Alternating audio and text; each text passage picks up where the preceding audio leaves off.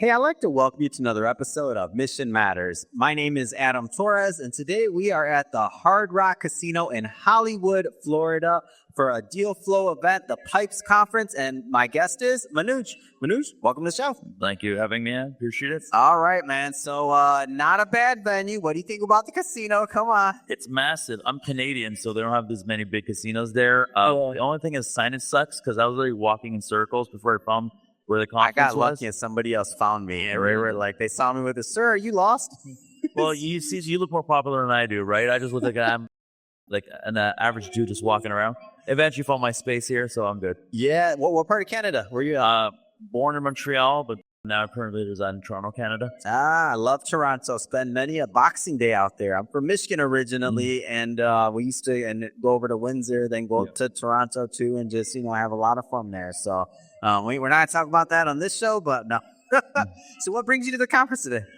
Well, actually, so I'm a media partner with Deal Flow Group for primarily their Regulation A crowdfunding and their microcap events.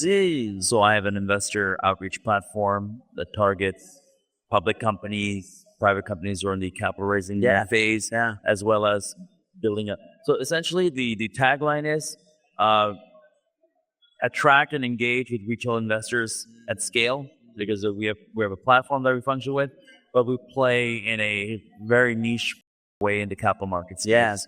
So firms like Deal Flow that do these events, other investment banks that do their own conferences, leverage our ability to reach out to an audience at scale to bring eyeballs to the event and hopefully have people actually attend, like yourself or any other of these vendors. Yeah, no, it's amazing. And I know they had their SPAC and Reg A conference, I believe, earlier this year. In June. Yeah, I couldn't make that. I covered that virtually, but I couldn't make it in person for that one, but I wanted to go. I think it's at another cool venue, if I'm not mistaken. It's at the Westchester Country Club. Yeah, that's what I thought. It was a pretty cool venue, I thought. And I can't afford the membership, so they didn't let me golf there, but it's a beautiful facility. Yeah.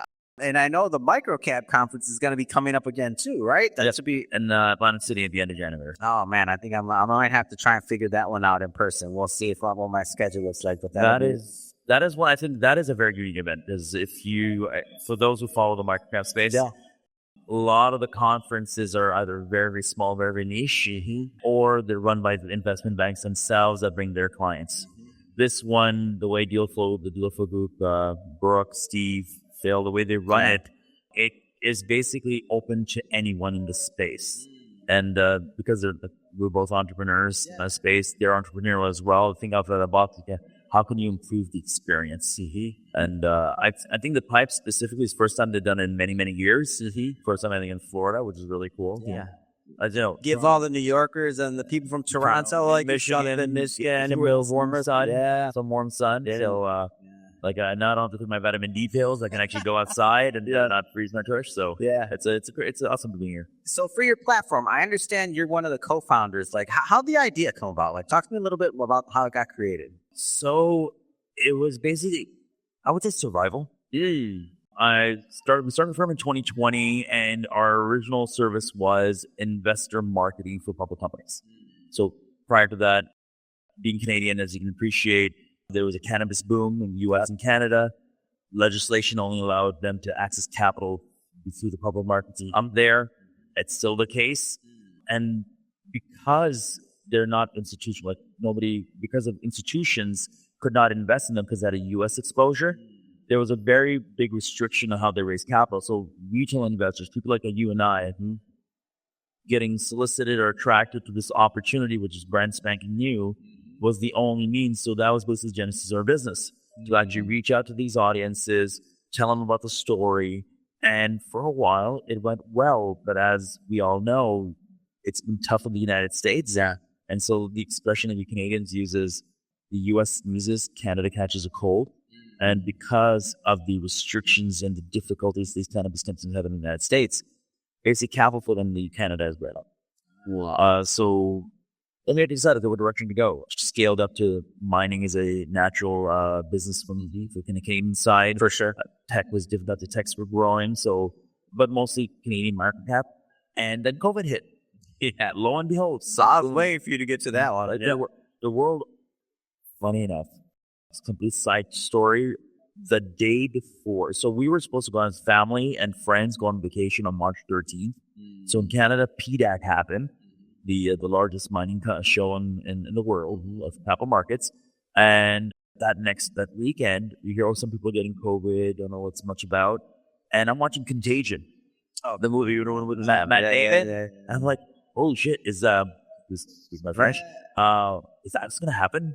And then the next day, the borders get shut down, and I'm stuck at home for a week. We've been learning, which allowed like these type of setups to happen, where virtually we can now communicate, and people comfortable with it. So it did change the world, I think, for some positive aspects. But then on a business point of view, everybody shut down their budgets because nobody knew. Nobody knew what's going to happen. You don't know. Exactly. We're going to be in business. We're not going to be in business. You don't know how long this is going to take. And it's easy to cut services that are not essential. Yeah. So marketing to public, to investors, even though fiduciarily is important, was not priority for the cash flow. Yeah. So literally within 1 week, all sales stopped. Wow. Now, all of a sudden, it's new business. Yes, it pivoted from being a one-man show, my business partner. Now we're partners. We started with a new brand. And now we're like, who shit laid in business? Yeah. A few years earlier, like I was in the financial services. Look, I sold life insurance. So I started as an advisor. Pivoted to banks to do debt deals, primarily for construction of apartment buildings and financing large bundles of residential projects. So we would bundle them and split them as assets. Basically what caused the 2008 crash in a smaller state. Then we're thinking, okay, how do we survive? And after I'd left the financial services business, I learned about equity crowdfunding, being a class in my MBA program of new ventures. So this would be my pivot into capital markets. Yeah. Because when you're pure retail and capital markets at that current time, the trend was speaking to high net worth investors, wining and dining them, and taking them on to road shows and individual CEO meetings. That wasn't my network. Right.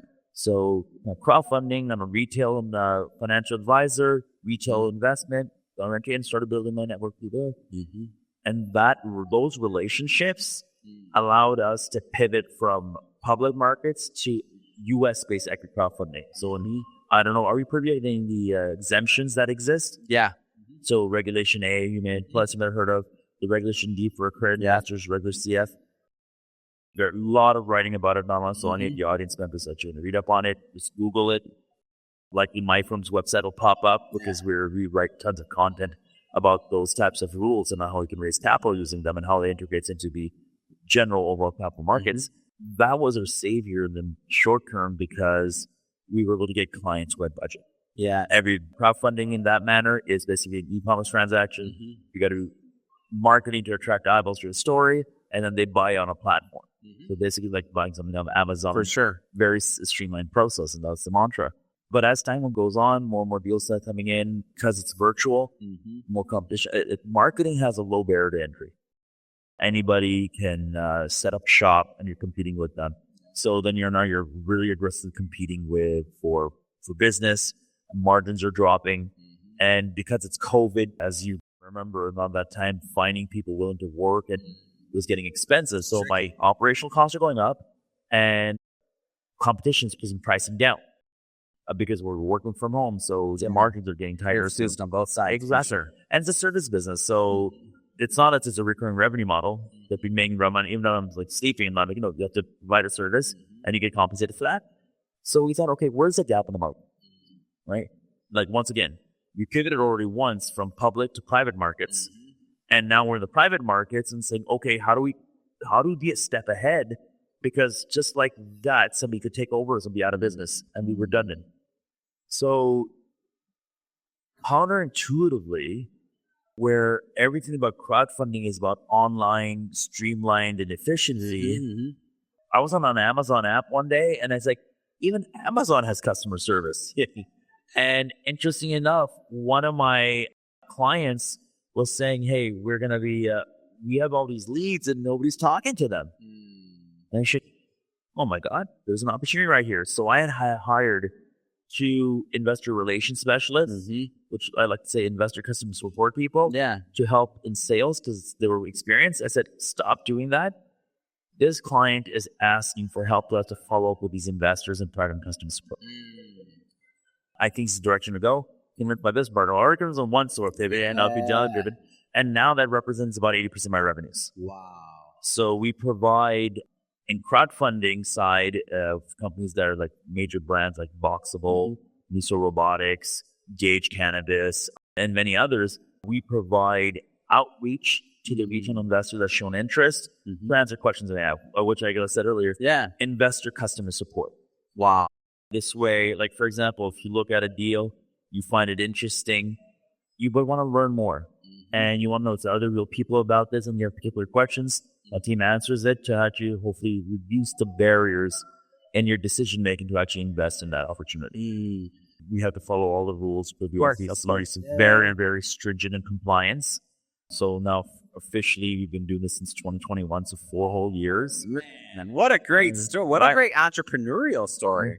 And so I can imagine when you're working with businesses and companies and other things like that, you having been an entrepreneur, you going through these type of pivots, these other things, like it's different. Like the way you're able to see a deal, the way you're able to see another entrepreneur and what they're going through, and like depending on the size of the business and where you're at next. Like I feel like people like to work with people like that have their own grit and story behind them too. I appreciate you saying that. And like in the capital markets, if you take the bankers out of it, there's still the banking aspect out of it. They're all entrepreneurs who are trying to make a change. Yeah. And for myself, it's not about always that. Some people want to be rich and wealthy. Yeah. Other people want to be in power and influence. I would love those things. Yeah. But my motivation is the level for I want to change the world in my own mini way and be fulfilled doing it. It's like many others, we're a 2-income family. I'm an entrepreneur. My wife has a stable job. Yeah.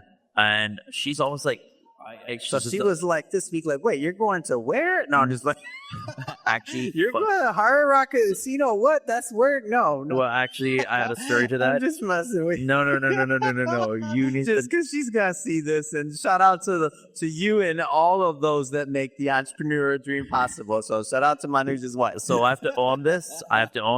And you hit the nail on the head, what you just said. Because so I'm based out of Canada, based out of Toronto, which is like a Chicago, like New York, like a mini New York. And she is vice president at Canada's 3rd largest insurance company. So she's a big butt. Can't wait till she sees that. She got a shout out. She is the boss lady. We're on a call with a couple of friends, like this speaker, she had on speakerphone, and then she asked me, so are you guys going anywhere? And I said, yeah, I'm going on some business trips. And my wife said, I'm going on a business trip too. So imagine somebody's going to you've heard of Bismarck, North Dakota? Yes. So she's going to the Canadian equivalent to Bismarck, North Dakota, because that's where her corporate head office is. And in the last month, I've been to Chicago, New York, in Manhattan, and I was in South Beach 2 days ago, and I'm here now. So like there is not a fairness in the world I play in, the world she plays in, and whereas I'm the entrepreneur, where one day you're in business, next year not, and she's our rock. Let's put it this way. It's amazing. I'm glad you give her that credit, too. It's amazing. Because if I don't and she sees it, she's going to whoop my ass, man. It's self-preservation. It's not about credit. It's all about self-preservation today. Risk management. Actually, no, it's about risk management. There we go. I like it. Now, you mentioned earlier about pivoting. Yeah. I want to blow your mind. We're pivoting again. So, issue is, when you're in the outbound, we use technology to dial scale. Just had your election. Sure. Everybody's dialing for and aggressively. That infrastructure standard, so it's replicable. Once again, the barrier to entry the business is not very, very high. So now we're thinking, okay, what's next? We know people can do marketing, make websites, design, Google paid ads, and so on. Okay, we are capable of doing these individually on the crowdfunding side. And now we're applying it to the public markets, because the public markets have rebounded a bit. Not for the last couple of years. It's still big business. So for now, we're getting into, okay, rather than just throwing money on the wall and hoping that our advertising goes well and people get attracted, instead of having and throwing basically shit on the wall, see what sticks, we're now pivoting more into data analytics. So we go to our public company clients, look at their investor databases, add enriched, organized unstructured data, find trends, source demographic, economic, contact information. And now you have a pool of database where you can build off and create more audiences that look like it. So instead of basically blindly throwing a dart, now you actually have a target you can look for. Yeah. And because the idea is that if you bought a company that's public, that's not one of the major ones because we like the story, there's like Cologuard. Have you heard of Cologuard? It's a company that you shit in a box, send it to them, and they analyze your I have heard it. right? It's owned by $1 billion, $13 billion company. It's still expensive, and you have to shit in a box. There's a private company that's going public that is actually wants to compete in that, but use urine instead. It's easier to pee in a cup. It's easier to pee in a cup than shit in a box. I hope I gave a great image to your audience now. Thank you. Now, imagine trying to get people to look at that opportunity by knowing who are actually already investing in Cologuard. And they can communication and say, hey, you liked this company. This is a similar technology. It works slightly differently, but as effective. Here's the opportunity. Yeah. If you want information, go on the site or call my team. I will get back to it. So that's where the messaging comes in. And then on top of that, we're a small business. Yeah. Right. And one thing COVID has taught me, it is that it has been hard to manage people. And it is hard to find good people who want to work. Like a lot of my goals, not to offend anyone, but I find in today's world, it's hard to just find labor to work who want to sit on the phone, make calls. So we have developed a conversational AI agent that can do 10,000 calls a day. So as a result, now I'm pivoting more with style just being a service business to being a technology-based business that has enhanced services on top of that. Yeah. So we can scale, you can touch with a lot more people, get more data interaction, reinforce that data, and then basically provide feedback to our clients who then have a call to action based on the information we provide them. So we become a value-add partner than just a vendor who's trying to do marketing for you. And this is good. Manuj, man, you delivered today. This is a great story, not just of your business and what you're doing, and obviously we're giving some love to the deal flow guys, but also with your pivoting, your story as an entrepreneur. Last thing I want you to do, look into the camera and tell people how they can follow you, how they can learn more about your company, and how they can connect. Oh, that's an awesome one. And once again, I would like to give you credit. We're here. This technology is phenomenal. You're a seasoned veteran in this space, and you're using whatever tools are available to make yourself more effective. But props to you too. And I'll take that. Definitely, because that's how you grow. That's how you learn, and that's how you develop. Once again, my name is Manuj Grover. I'm vice president and co-founder of Pubic Capital. You can find us online. So our website is www.public, that's Public, yield, yield.capital, capital. My email is my first name, Manuj, Manuj, @Pubic Capital. And I'll just throw my phone number in there. Give me a holler. I actually pick up. So don't worry if you call me. I will answer 647-938-9676. It'll be a pleasure to connect and share more stories. Fantastic. If everybody watching, just so you know, we'll put the link to the website in the show notes so that you can just click on the link and head right on over. And speaking to the audience, if this is your first time with Mission Matters and you haven't done it yet, hit that subscribe button. This is a daily show. Each and every day we bring you new content, new ideas, and hopefully a new inspiration to help you along the way on your journey as well. So again, hit that subscribe or follow button. And Manuj, again, been a pleasure, man. Thank you. Adam. Thank you so much for the opportunity.